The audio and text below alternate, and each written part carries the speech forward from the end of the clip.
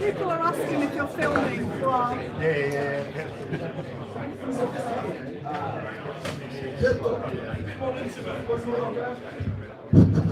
Let's see who's going to get in the picture. 1, 2, 3, 1, 2, 3. Audio test. Just in a little bit, a bit to the left, cheers, buddy.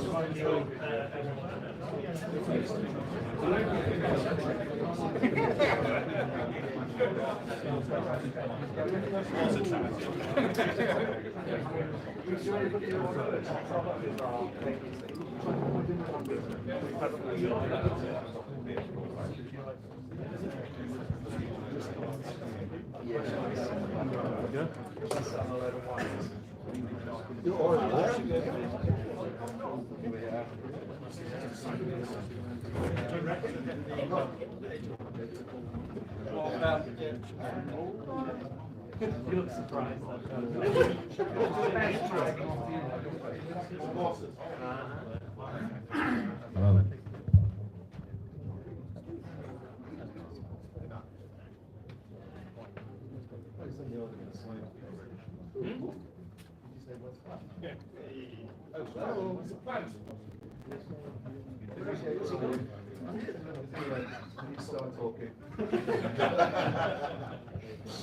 Thank you, Chris. Thank you, folks. Thank you very much for all of you to be here today. There's a lot more people on the outside, so we had to break this session into two. We do twice a session. So I don't know, Chris, is there any kind of maintenance you need to let people know that they vacate the room and we come back with another time? Where So when this finishes, I suggest everybody leaves. Okay, to the next batch. Yeah, so you got it. So when you finish, you go. Yeah, exactly. Right, so thank you very much. I will do a quick round of introductions so you know who we are. I am Enrico Lifiers. I'm one of the members of the Spectrum Next team, and you probably know me for helping organize the whole thing happening. Next to me. Yeah, I'm Mike Cadwallader. I work alongside Enrique. Some say project manager type. I try to motivate the team to set objectives. I work with manufacturers, third parties to get things done. I work with our industrial designer, Phil. And yeah, and I guess that brings you. That brings me. Is that working? Yes, yeah. I'm Phil Candy. I'm an industrial designer based in Cambridge, and I helped design the Spec Next with my late colleague Rick Dickinson, who is one of the original Sinclair designers. Many of the products that you love were designed by Rick.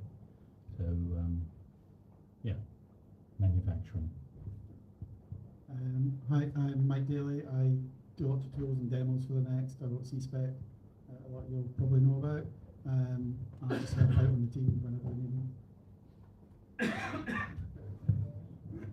My turn. I was just going to say, can you all hear, by the way, at the back? A bit louder, yeah? Yeah, okay. I don't need a microphone. Yes, you do. Who said that? It says Grand Slayer of Ears here. Well, then shout on. I'm Phoebus Douglas. I wrote the manual, and I design games with my partner Lyndon over there, and help a little bit with the production whenever I'm needed, and trying to bring the best machine we can to you. That's it. Here's Mr. Butler. I'm a thorn in everybody's side. Simon Butler, veteran, pixel pusher on several titles for the next, and yeah, I'd like to think that I keep certain people on their toes, and I'm very honoured to be part of this project. There are a lot of people out there that are infinitely more qualified than me, but I'm thrilled to be part of the next team. And I'm Tim Gilbert, which you probably, if you've done anything with the next, you want to see my name strewn around a few drivers, the mouse driver, the tie with the help of lots of people and building on some projects that have been elsewhere. Plus I do a lot of the electronics validation, so when the final board arrives, if it doesn't work, it's nothing to do with me. If it works really well, you know, I had a little part in making that happen, and the fact it loads tapes really well was a heck of a lot of work. Plus it cost me an interface 1 to get the interface 1 working, because I dropped a wire in the wrong place. Even though I'm a reasonably skilled electronics engineer, I do make mistakes as well, so we're all open to things. So we all contribute, I think, is the chance. Plus having just great fun playing with the thing. Before we got started, I just wanted to ask who here is a Kickstarter 1 backer, or who was a Kickstarter 1 backer? And how many do we have for Kickstarter 2? And how many back both? Okay, that's less than I thought. Okay. Yeah, so... oh yeah, that's true actually, yeah. Distribution is a little different there. Yeah. But we get a second view afterwards.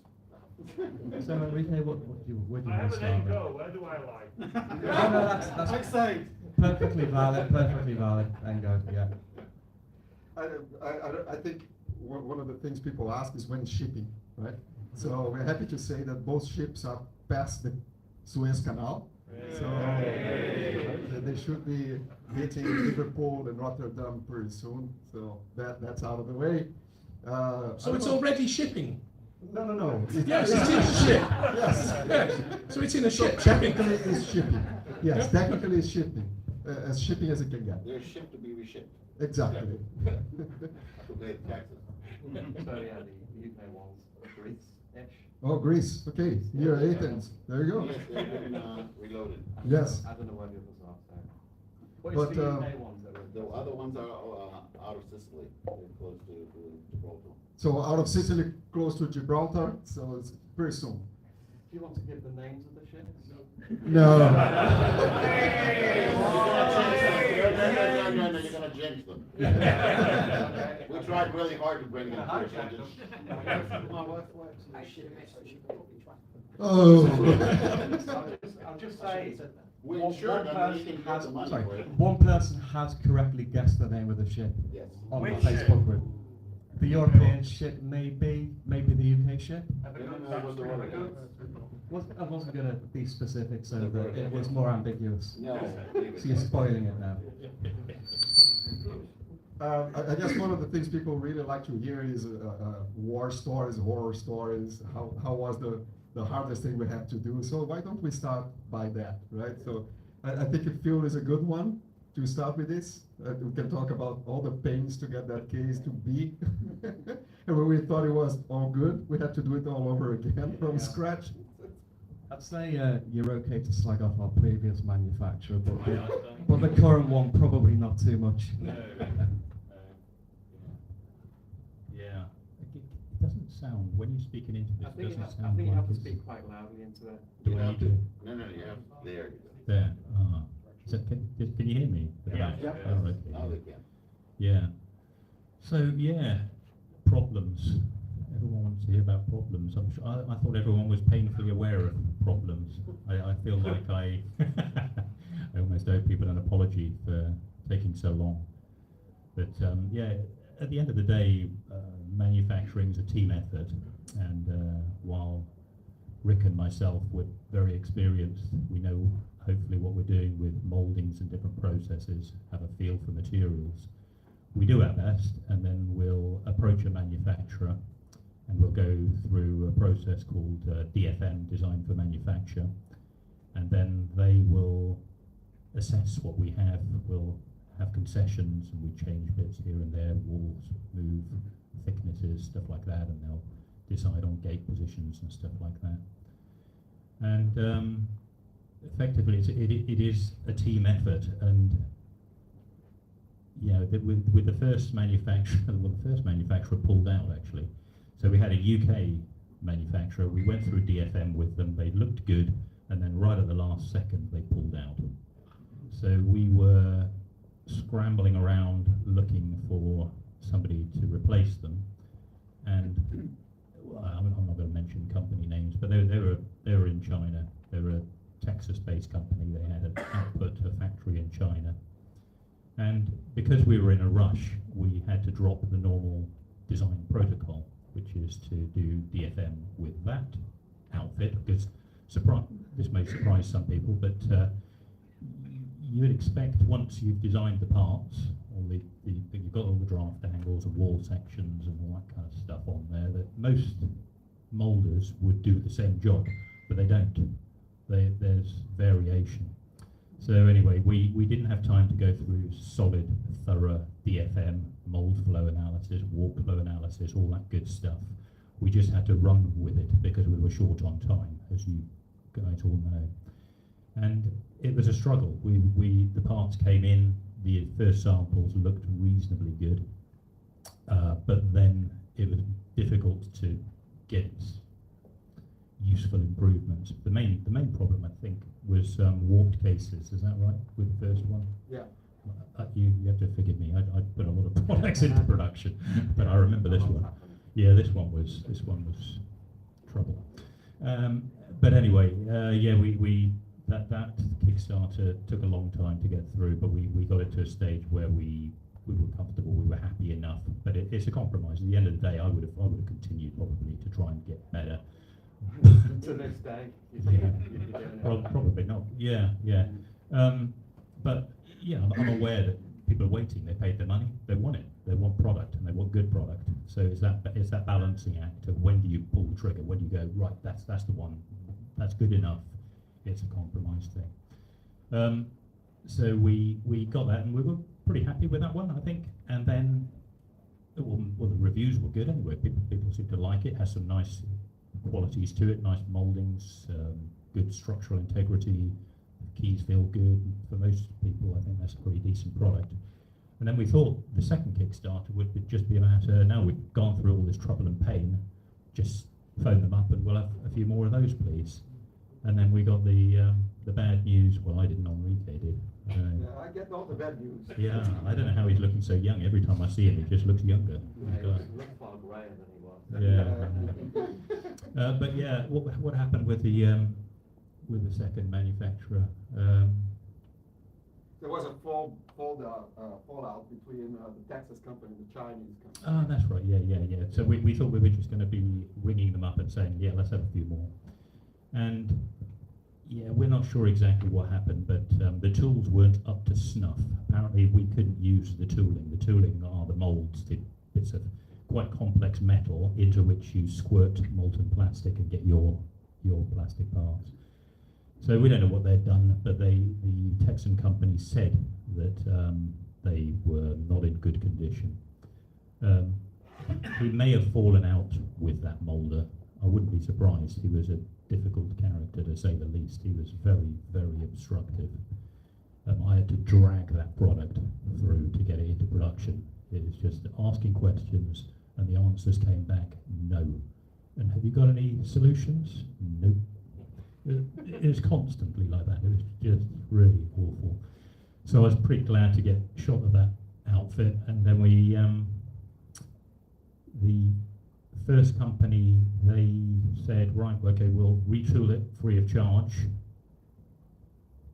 But Enrique and the team discovered a new outfit, a new company, also in China, and they could tool it up and get us our first production run for the same price as the other guys. So we thought, well, okay, we've got to retool it. Do we want to go through the same aggro again, or shall we go with this other company that seemed to have a good track record? We'd seen the products they could do. Let's go with them. So that's what we did. we got the first samples through, looked very encouraging. Most of the problems that the first moulder came across had gone, and we thought, well, okay, it's almost all systems go. There were just a few tweaks, but oddly there were different problems with this. Yeah, it's weird. Same form, same injection positions, same moulding parameters, you would think, roughly. So why are we having problems? I don't know. But yeah, they were significant enough. I'm sure a lot of people would go, well, you know, just press the button. That'll do. It won't do. I can assure you, you would not be happy. If you saw them, you wouldn't be happy. I'm not just being pedantic and going, well, this is some perfectionist bloke. No, these were probably not good.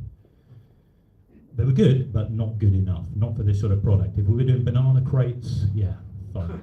But we're not. We're doing some high-end bit of kit with legacy, and you're probably aware that I'm not going to drop the ball on my mate's product. This is his product. The range of Sinclair products mean a lot to you guys, to Rick, to me. Not that I do that with any product I design, in all honesty, but no, certainly not. So yeah, it's taken longer than anyone wished, but yeah,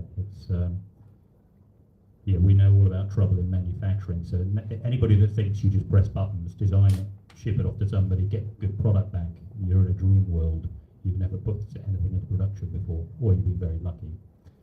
So yeah, it's a bit of a struggle, manufacturing. Rick used to say it a lot. He said he never understood why people wanted to go into manufacturing. It's just a headache.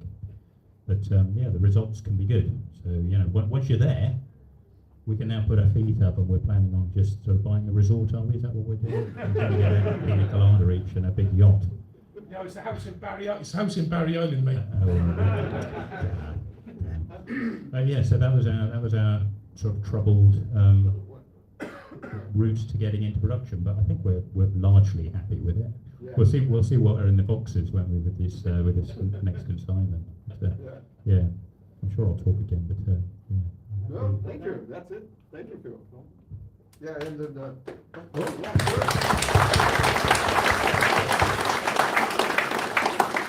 and of course, you all know the stories that we had a lot of trouble having to redo the whole board as well, because the original chips we used are no longer available and so on. So each one of these are a horror story, but because the team is here together on this, it's very easy to go over these things because we support each other, right? So we cry a bit on each other's shoulders and we go forward. But it was a very different cry from, we've done it once, we just press a button, we do it twice, right? Kickstarter 2, hey, it's gonna take 6 months, then 2 years of pandemic, another year of retooling everything, and it was fun, but here we are. But on the other end of the spectrum, because of all of this, it enabled us to create a lot of new things for it, software specifically, right? That we have been doing a lot of work. The Flash, I don't know where he's hiding here. Is now about to finish the new version of Head Over Heels with the help of Simon. Tim and his friends have been able to put together a lot more support for the next. The Phoebus, Lyndon, and the others have been working on Target Renegade, Way of the Exploding Fist, Bogey, Xantrax. So all these games are coming along, and it will be there around the same time that the next starter ships. So that's the silver lining, right? And we have people like Mike creating amazing demos on it and pushing the envelope with things like Lemmings running on it and Wolfenstein running on it, and of course the C-Spec emulator that enables everyone else to work and make the thing. So yeah, even with a delay, that created opportunities for us, right? And I don't know if you want to talk about the experience of putting games together on the menu. How many iterations of the menu now? Has it got an index? Yes. Yes, it has. You saw it, didn't you? Not yet. It was. It was a different set of challenges for me specifically because apart from the 27 times I had to rewrite the manual the previous time around, this time we had the Chinese breathing on our backs because they were demanding that we have everything ready, what, May originally? And I didn't sleep for days on end to do that. I had, it was very difficult because when you write a manual for a machine like the Next, when the software is being developed as you write, like the previous time, I wanted to look forward and be able to cover more things that were not just there yet when we were writing the manual. So some of it is smoke and mirrors. You have to, and you beg a little bit and you pray a lot that the thing is going to work exactly the same way you wrote it. So this time around too, version 2.8 and 2.09 of Next Exhaust, it wasn't there yet when I was writing that stuff. So we had a good team behind me trying to edit, but I had a lot of fights with them because they couldn't understand the mechanics of this. And to add insult to injury, the Chinese yelling, print the damn thing, print the damn thing, print the damn thing. In the end, they were the ones that delayed us a lot, obviously. But the thing is, you have to strike a balance between how accurate information is, and it has to be accurate, how up-to-date the information is, and it has to be up-to-date, and how further ahead you can look so it doesn't get outdated the moment it gets printed. And I think this time too, I mean, I've not done the improvements I wanted to because I really wanted to do a lot more. I may not have been able to do that, but I think we're in a good position to cover the machine for a couple more years, documentation-wise. What we're going to have in the future, we're going to have, first of all, the Kickstarter 1 guys will not be left alone. We promised with Enrique that we're going to do a little Kickstarter just for the manual, so you guys can have the manual as well if you want it, which is going to be color like this is. And it's going to explain things about the newer version of the software that runs now. And hopefully, if we manage to do a Kickstarter 3, we'll be ready a little bit ahead of time this time for the manual. I mean, I'm talking about myself only. One of the other things that's, as Butler here, Mr. Butler will tell you, is that sometimes you have to work on machine specs that have not been finalized yet. So you have to design for those without actually seeing the damn thing before it's prepared and ready. And it is a challenge every single day and twice on Sunday, usually. Thank God we have Mr. Tim Gilberts here that helps us and even makes, as you haven't probably known, the microdrives work with a simple command on the Next, because I had a lot of people complaining about that. And he promised me it's going to make the floppy drives work as well with a simple command.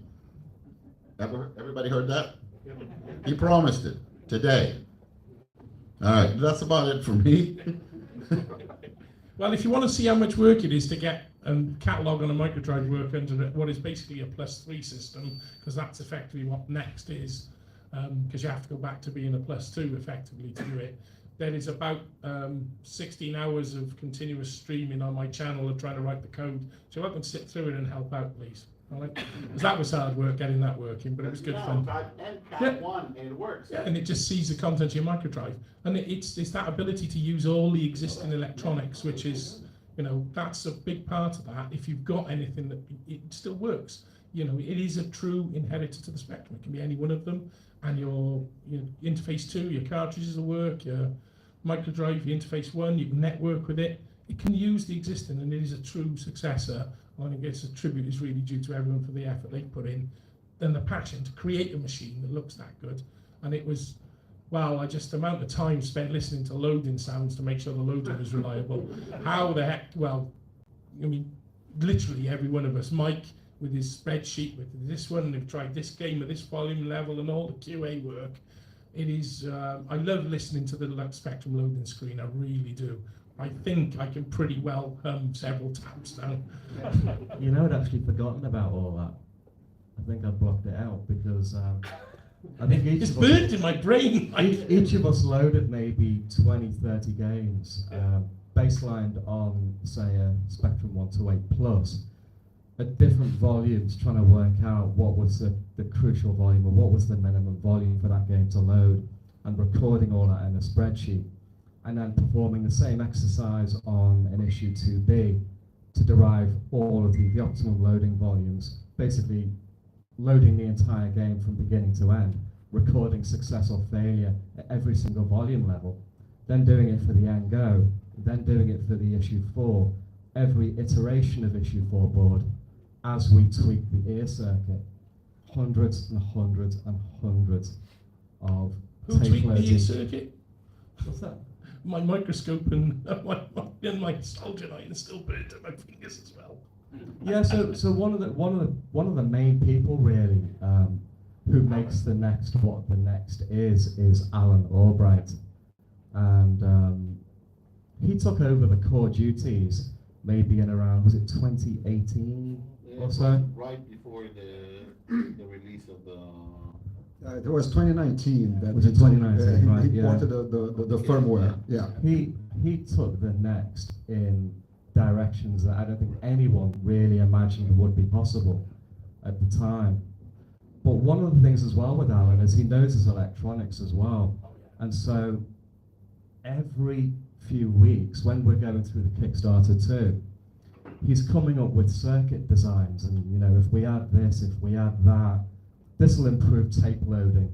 This will improve some really niche scenario for someone, you know, 1% of 1% of users might want to do this. And if we added this or changed this, then we could do that. And part of it was really frustrating because every single time we thought we'd gotten to the finished prototype and feature complete, Alan would come up with something and I'd say no. It's a good thing he lives far away. Yeah, well, he lives in Canada. Yeah, he's with the beavers and the bears. But I'd say no, and then I'd listen to him, and he'd explain the rationale. And because he spent the last 3 or 4 years effectively bailing us out of, well, I can't say the word, but making the next so much more than it was, I just feel a massive sense of debt to him. And so I will fight in his corner. And I know, Enrique, you've been there when one of his requests has come through, and the frustration and annoyance and such. But I think we can all agree he was always right. He was always right, yeah. But the amount of times we have to resubmit the design to the bureau who tests for radio frequency and things like that, right? And because the first Next was, it is a beautiful machine, but if you put it near a radio or something like that, right? Either the radio will die or the Next will die. It's like, I'm exaggerating, but it is not very radio frequency compliant and so on, right? There's a lot of things there. And this time we wanted to make it by the book, super sturdy, no noise anywhere, etc. So every time we introduce a new circuit, we have to go back to the electronic designs and redo the whole thing. So we ended up doing it 7 times. Yeah, and then we have to basically retest every single scenario, which is relying on all of the team to come together into the various, it's like the 18 various levels or areas of discipline. You know, Tim at the end with his scope, and others, you know, running software tests and other kinds of tests, testing all of the software that we test on every kind of core update. You know, there's hundreds and hundreds of tests that go on for each revision of board, and every time there's a new one, we have to just start it all over again. We also have compatible machines that are out, and we need to take care of those as well, because we encourage. This is an open machine. From the get-go, it was a really open machine. So people, even if we can make a Next, there are other people that can pick up and make a design so the platform lives on. Our software runs everywhere, and we have to make sure that for them that they don't have the resources we do, but it will run on them as well. So if you have an NGO, for example, many of you people do, the software that will run on issue 4, it will run on the NGO without a problem. And this is very important to us. And very important to everyone, and both Alan and Tim have worked really, really hard for this to be a reality. So I think you and we owe him a massive thanks. Trust me, Alan deserves the praise. He's the designer. I just show him the scope that it actually works in reality, which it usually does. Because to give him credit, that first spin of the because we had to change the FPGA. His first spin of the board worked, changing From the the entire back. FPGA, Yeah, changing the whole board. The first spin booted and worked, and that's a real He achievement. changes everything, the IDE, Yeah. the Yeah. architecture, everything. And That's his kind first of goal NASA worked. level, isn't it? Really, something like that working first time. And now you've got real timing on HDMI as well. But the strange thing is, and I mentioned this in our last chat last year, I don't think anyone in the team has ever seen a picture of Alan. No one has ever spoken to him on the phone. Nope. We don't know if he's some, future AI, because he has such a breadth of knowledge on things, such a humbleness as well. And I hope one day, we can bring some of these people over. Yeah, I never met Gary in real life. And that's something I really wanted to fix. Yeah, Gary's another one who we owe a large debt of gratitude to. Are you talking about BSLO, the next door, or Gary Lancaster next? Lancaster. Right, yeah. Yeah, I never met him, and he's a big part of the project, right? He makes the OS and the basics, so everything that runs software-wise, it's him, so a big debt. And speaking of which, one of the people driving the next to his full extent, or pushing the boundaries, of course, Mike, right? And Mike is a legend in the games industry for his work in games like Lemmings and so on. So Mike, what do you think of what we have built this time? Does it get the Mike seal of approval? The Next is an awesome machine to play with from a programmer's point of view. There's so many tools and toys in there. I mean, it's probably up and beyond what like the SNES and Mega Drive were at its time. It's super powerful and super flexible. So it's always good to tinker with just new ideas and stuff. I have a great fun just playing with loads of ideas and not finishing any of them. Yeah. When are we going to see your first game? Do you reckon? When's that going to? Lemmings, you mean Lemmings? I don't know. There's always something new and exciting that's I've got an idea of to do something. So it's always just like a new thing over the hill. So we'll see. At some point I'll finish something. But a lot of the stuff I put out as kind of source for people to look at and play with themselves as well. So hopefully some of it gets out there. I think you were a victim of C-Spec, weren't you? Really, you created an emulator, and then all of a sudden you had a whole community to support. Yeah, there was a point where I spent a year or so just doing that, getting all the features in, because the features came kind of thick and fast. When we first started, the features actually went into C-Spec first, so we could write demos so that it could then be tested on the hardware. So it's kind of evolved over the time, and it's just, if I looked at doing an emulator from scratch now, I'd never do it. There's so much in it. It's just a nightmare to actually try and emulate it all and get it running. So actually having it built up over time has been a godsend, really. And I said it from the start, it's my dev kit that everybody else can use if they want. It's just a nice little tool to use for programmers. So. And the subject of games, Simon is just about to ship Head Over Heels. You can see by your T-shirt, they're very excited about the prospect of that game hitting the.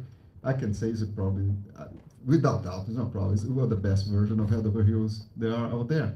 Thanks so much. I still don't know if Flash is even in the room. I will keep on referring to him as if he is this eminence around, but he is here today at least. The grump, you'll find. Yeah. The key thing as well is what do you lot want to know? Yeah, we're all exactly. sat here. This is like your 5 minutes to ask. No, yeah, but before I open to them, I want to see from Simon one last question. Okay. What game would you like to work on next? Somebody suggested the other day, having seen the first screenshots from Head Over Heels, a young lady said, "Oh, what about Night Law?" And I said, "Well, I don't want to open that legal can of worms, and B, I don't like the game. It's a great game. That's sort of a bit of a misnomer there. Don't like it, but it's a great game. It's terribly flawed, ridiculous. You can be halfway through something and turn into the werewolf or turn back from the werewolf. It was a nice mechanic. It wasn't really valid. I don't want to work on anything that exists. Somebody on this panel suggested one of the Yesod titles, and again, even though I loved them back in the day, I wouldn't want to work on either of them. I'd like to do something for the Next that would give the Next its own iconic game. I think I have said on my sort of rather salty podcast, the Not Suitable for Children podcast, that I think at the moment, head over heels, not from anything that I've put into it. This is purely from an aspect of looking at Mike Flashware's coding. I think that head over heels is the killer game for the Next at the moment. I'd like to think that maybe someone in this room could write something that will surpass it. I know, yes, Phoebos, almost certainly. But I'd like to work on something original. Yeah, okay, bogey is better. It's faster.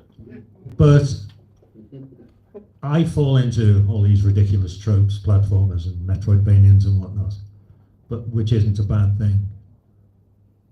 We have some ideas in the can.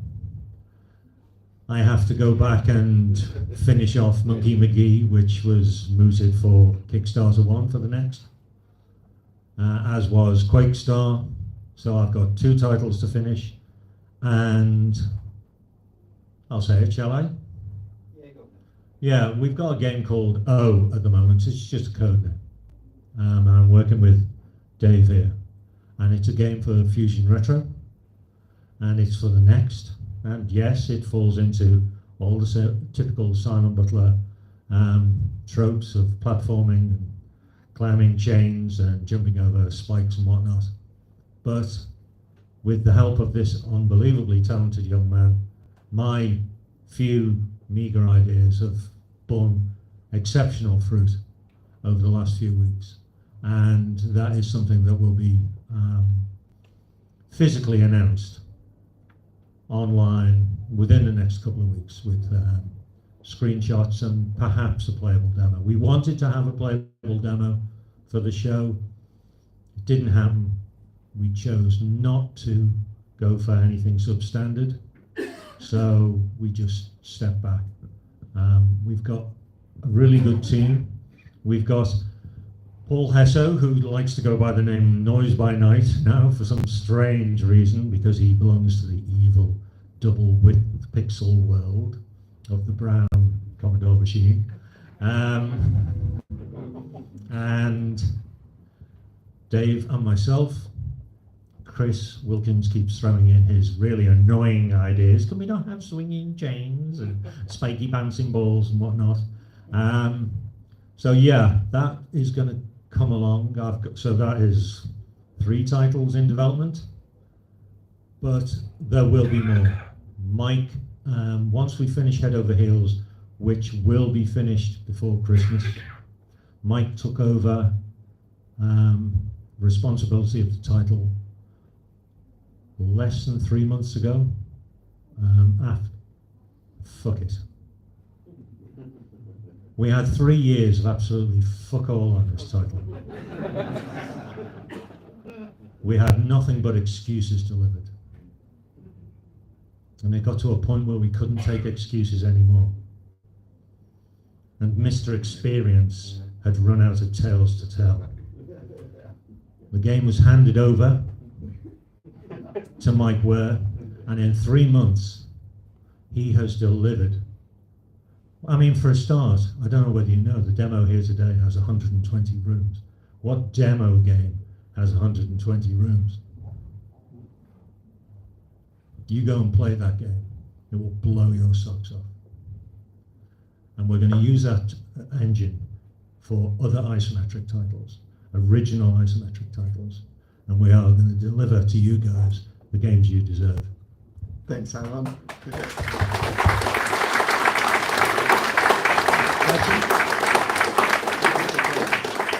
I thought we were going to get the PG version of that, Simon. Simon. Yeah, That's a PG version. and that comes from the back of Mike Flash not liking isometric games and refusing to do anything isometric until he started head over here and say, "No, I like it." He still hates isometric. You can't blame the guy. Oh no. We still have a few more minutes because we started late, so I'd like to open to questions. Anything goes. Yeah, as well. So be candid and ask us anything. This is the opportunity for us to go. So pass the mic around, right? Start from here. All right, thank you. Jan here. Both have a Kickstarter 1 Kick 2 is on its way, I hear, and there's an Engo sitting at home as well. And one thing I realized, since I'm also in education, is that the thing that I think most of us have experienced as kids, which is you have a computer and, especially Spectrum with, the programming instructions right on the keys, keeps screaming at you, start coding. And as we all know, that kind of went away, and people have become less able to sort of master these machines in front of them, especially with smartphones and stuff. So it looks to me like the next could be a great opportunity to get people into coding with a low threshold, right there at your fingertips. You can start writing programs kind of machine. Are there any initiatives or thoughts in that direction that have come your way of, using a machine like that for educational purposes? It certainly happens in households that parents give to their kids and want them to start to type in basic games, etc. Right? And you were right, starting the machine with no OS loadings, just the bare minimum straight into basic, and you start programming your own thing, is one of the reasons why it's an educational piece of hardware. The problem is that we are not a company, right? None of us take a salary from this. So we do this because we're passionate about it. For that to happen requires a scale that we will have to be a company behind it. We can't ship 10,000, we have to ship 1 million, right? And that becomes a hobby that spiraled into something that will consume our lives. And I don't think any one of us is ready to do that, being honest. I have 2 other jobs, one on top of the next. So it's hard. I would love to see it, but it will have to be through the hands of somebody else. I don't think we are capable of doing a good job at that scale. I don't think we are the people to do that. There's people behind you. I think there's a gentleman there. Hi there. Sorry, excuse me. I just wanted to ask you about the distro. Now there's like the GitHub version, and then there's a current version that you've got on your website. The current version that's in existence, is that the version that's going to be shipped with Kickstarter 2? And the reason why I'm asking this now is because I've got a number of things, a number of next projects that I've got in development, 1983, for example, and such like.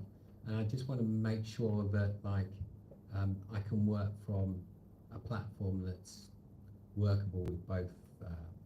Whatever it's closer to the one that gets delivered with the Nexts that are on their way now, is the one that's on the GitHub. Normally, the definitive version is the one that we have on the site under the latest distro. But because we had to change the machines, and there is a thing with the cores now and the HDMI, the GitHub supersedes that, and it's closer to what you're gonna get. So you better work with the GitHub version and not the one that's on the site. It will be updated eventually. We need a little bit of feedback from, now that we're gonna have thousands of machines out there. We're gonna get the feedback that's more indicative to what minute issues we might have not caught, and then come back and issue whatever fix we need to. So until that happens, the GitLab is the better one. Okay, just one other point on this, on the subject. Having an auto update feature with perhaps the final version maybe quite useful. I've experimented with. We have auto update. Yeah. After 22.10a, there is not auto update to download automatically. Like there's nobody, not everyone has a Wi-Fi connection, so we can't force upon anyone an automatic feature, because you never know. Sometimes there is a feature that's broken. I can force feed you something that will break your game or break your software. So there is a way, though, through the operating system right now, it's in the menus, there is an update and uses one single file that's basically a zip file that has what the parts have changed. And you just download that, put it on your SD card, then it updates everything. But again, as I said, there's not something that we can actually force feed you. And we shouldn't, and we won't actually, because there's no point in doing that. It's a tinkering machine, and everybody wants to use it in a different manner. We've seen a lot of people programming, not just games. It's not just a gaming machine. It's a machine to learn. First of all, for us, we experiment on our own for things that interest us. Like for example, you saw outside, Simon Goodwin was doing stuff with the serial port and LED that actually will end up being a Spectrum to QL network. This is not necessarily a gaming feature. It's a machine that tinkers. You can tinker and you can actually create something. So it's art. It's balance. And it's art really. So how can I tell you how to run your art? I can't. So I'm not going to do that. We're going to offer a distribution that has features, and you can choose if you're going to use them or not. And that's the answer to that. Okay, thank you very much. Thank you. There's a couple of jackets, one there, one here. Peter. Well, I'll project. I've got to ask, Kickstarter 3, at what point do you make that decision? Kickstarter 3, at what point we make that decision? Give me the money. We're launching in March. Yeah. No, I think I speak in the name of everybody here. One, we need a break. When we ship, we need to be able to step back and sleep for a while. But now it seems that there is a situation where it is a turnkey, right? Because we have localized everything with basically two partners. One that manufactures the keyboard and one that manufactures everything else. So it is turnkey, should be repeatable, right? Yeah, you've said that before. I said exactly the same thing before. So I'm dreading to do it because the second I announce it, there will be a new pandemic or something. Anyone here who didn't back either Kickstarter would be interested in a Kickstarter 3? And how many people other than that may be interested in a Kickstarter 3? Is that more to supplement a next you already have, so you have a spare? I need volunteer case. White one. White one. White one. White one. You had an opportunity earlier to win that one. Is the winner in here, by the way? No. Did they? If he was, I want to have him. We're Barbados now. Yeah, did they run off before they got mugged? Yeah. Okay. No, I mean, as with everything, really, we have to let Christmas pass us by. And then we have to let the horrible month of January as well, when people tend to have issues committing to things. So decisions have to be made. We might take a poll, see what kind of interest there is. There does seem to be a lot of people still saying that they missed out on the first two Kickstarters, and they have to basically go to eBay, after the fact, once these ship. I don't like seeing computers go on eBay for £800, £900, but I respect the choice of someone doing that because they gave us the money and they helped make this thing a reality. But I don't like the fact that people are profiting significantly off it, and we're not getting anything. We that's kind of a strange thing to say, I guess. But I do kind of feel both sides. Thanks for backing us, but I'm annoyed that you're making money off something that I've never actually gotten money for myself. I sold 3 of my nexts. I'm just being nice on that. I sold them for face value because I wanted more people to experience it.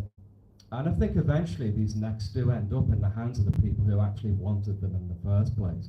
You know, they bounce around from person to person until ultimately someone who actually wants them and gets it out of the box. So certainly, I think there's interest in doing a Kickstarter 3 if there's enough interest. And also not to reinvent anything, to keep everything as it is. And the only problem then is people will ask, how can we tell a Kickstarter 2 from a Kickstarter 3? And I'd rather just say, you can't, because we're not going to make any changes to it. The case and everything's going to look the same. The question around colours is really down to when is a special edition not a special edition. And if we were to start making hundreds and hundreds of white ones, what would that do to the few that we've thrown or we're going to throw into the wild? Understanding that it may get us more money, but would they actually be used? Or would they just be prized possessions stored in a glass case? And does that even matter if they are? So, lots of philosophical questions to be answered. I don't know the answer. But the straight answer is that there is an intention, and there is the means to do it, and clearly there is the demand, so we should do it, I guess. But we need to restore ourselves for at least a month. We need to sleep. Yeah. Well, it's easy for you guys to say, but we don't sleep at all. But we can sleep after the 5,000 people are going to get their machines, post all the questions about what they need to do, and we fix all those first. So there's a couple of weeks after the delivery yet before we can rest. I remind you, the first 300 just dev boards, what happened to me. Yeah. It's a tough job, guys. It's easy when you sit on the outside, but when you have to support all these guys, and yes, we do want the machine to end up in people's places that we use it, to answer Mike's philosophical question, and we want people to have it because we love it, because it helps us create stuff. But it's killing us at the same time. It's a very, very, very tough job. And most people that create small FPGA boards and stuff, and you've read probably in the fora around and people's comments, what did they build? It's a committee in a way. And it's not a building by committee as we usually joke around, but it has to have a real consensus of what we need to do and how we need to do it so that most people can benefit from it. It's not just for us, it's for everyone. And so it's a very difficult job to do. So Kickstarter 3, as the boss says, because he's the boss of everything, the boss of boss as well. It's probably going to happen, but you need to cut some slack this time, please. Yeah. It's okay. Don't yell at us too much, because we're working really, really hard. Really, really hard. And it's difficult to get the whole team because you've got people like Dee and Robin who are constantly posting answers on Facebook, answering questions from everybody, doing the work on the pie in the background. There's so many people working on this, and people from the community who are chipping in as well. There's a lot of people sat in this room who are doing some great things. So, it's not just us; it's all of us together in this project. And that, I think, that's the difference. This is a community of people helping out as well. So, any Kickstarter 1 people remember the problems you had when you first got the machine. So keep an eye on the forums and the Facebook and answer some of the beginners' questions if you can, because it really helps. RMFM.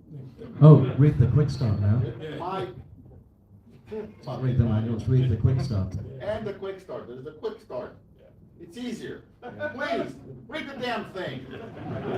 Oh.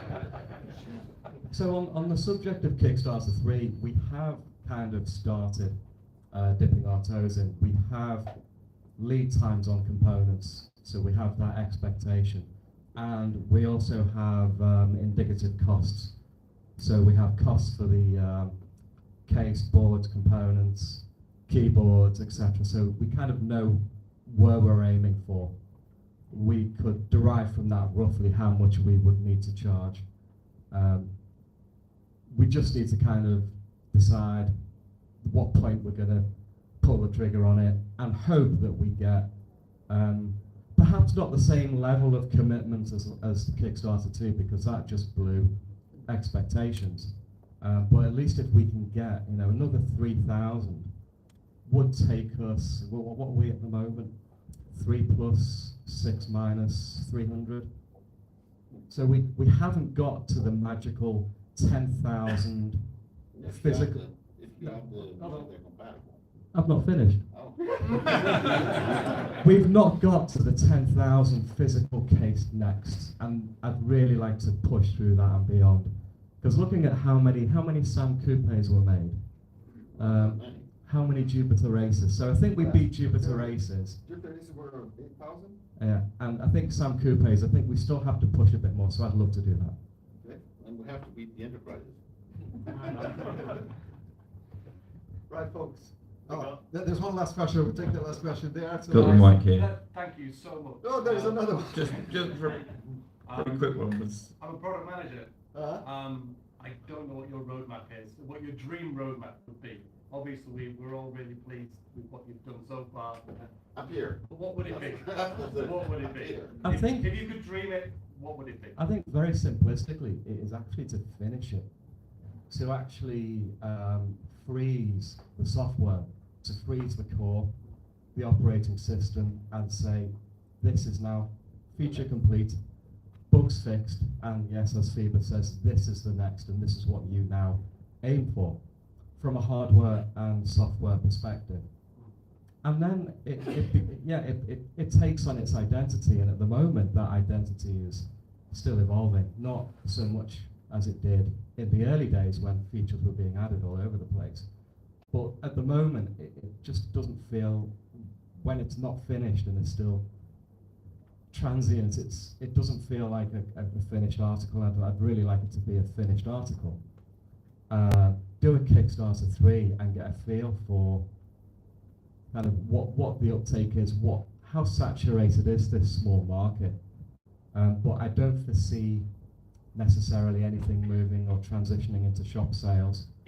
I don't believe it's reasonable to expect.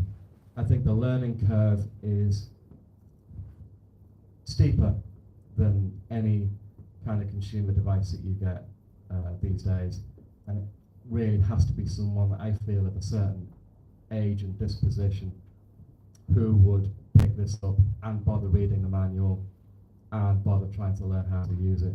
So if that kind of covers, I guess, roadmap, I'd say we're pretty much there in terms of features.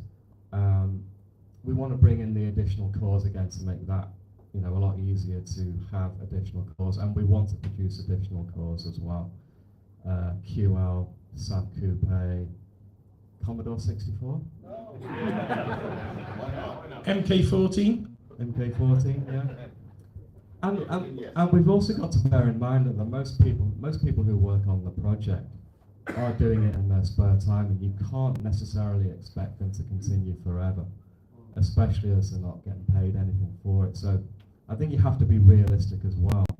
And if people start talking about different form factors of Next or handheld Next and such, you're expecting then that everybody who worked on the Next is going to transition calmly and quietly and continue for an X number of more years working on a different footprint of device, and I just don't believe that's the case. I think we're very fortunate to have had the input from the people that we've had, but we just can't take it for granted. Is that negative? No. And then when we think it's all done, Simon is just running a BBC core that tunnel into the PyTube that is now a coprocessor at his disposal and running at a 1 gigahertz. So people make fantastic things with it, and we want to bring that back in. But at some point, we have to say lock, and we're getting there. Sorry, and I know that we have our last question, and we are way over time. My very last question was: we've mentioned community a number of times, the importance of community, and you know whether or not the round 3 goes ahead. Hopefully it will. Even if it doesn't, I wonder what your thoughts are on maintaining the community, whether it's through. And I know there's the online space, whether it's through virtual events, whether it's more physical events like this. Just, you know, yeah, what are your first thoughts on community? We'll keep showing up. We'll keep showing up. Love the thing. Otherwise, we wouldn't be making it.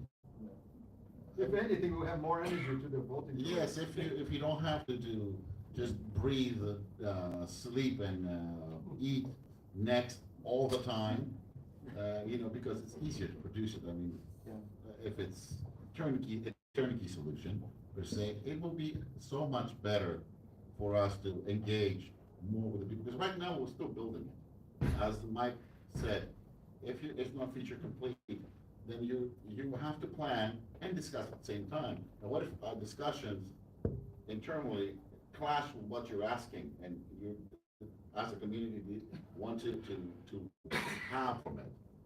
We have a roadmap, and like every single developer on it. I mean, Gary, Alan, Enrique, Tim, me, Rob, and you know, any ideas which are always they come together, and if you bring them,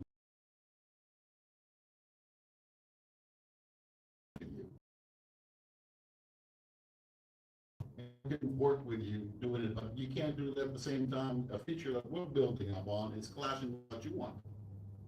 We would love the next to be everything. Theoretically, you can make it anything. It's built to be extendable. But right now, we're still developing it. So yeah, the community will be, I believe it will be better developed over the years once it's really feature complete. That say, just like the 48K, you say, this is the 48K, that's it. You don't change. The games will work on this and that's it. I believe if we built it like that, then we'll be better off, all of us. I mean, we'll know where we stand and what else can make it. That's it. What do you mean we can actually play with it? Yeah. No, you're building. Sit down. I was going to add as well, because at the moment we have a large number of people on the team who attend events, and that could be, you know, Blackpool or here.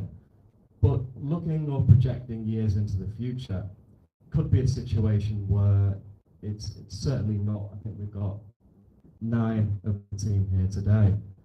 What I would like to see in future is more of the community bringing their next. The way that people bring their 48K Spectrums and 128s and other computers, that it's the community who keeps it alive. And some of us may not, you know, be continuing on the next in the years to come. But I think once you start to see a Sinclair themed event and people treat the next in the same breath as the 48K and start bringing them along, then I think that's a point I really look forward to the day when it's just totally accepted as just another Sinclair Spectrum. It's been nice to see that floating box on lots of people's stands here today, actually. What's that? Oh, there's an next in there. You see the little square. Well, you see the little advancing screensaver box. You think, what's the next in that? The thing about this show is, yeah, we have a table, and then you look at the next table, and there's a bunch of necks on it, and then you walk around the corner, and there's another next, and it's great to see. You're almost there. Okay. Are we done? Done? Thank you very much, folks.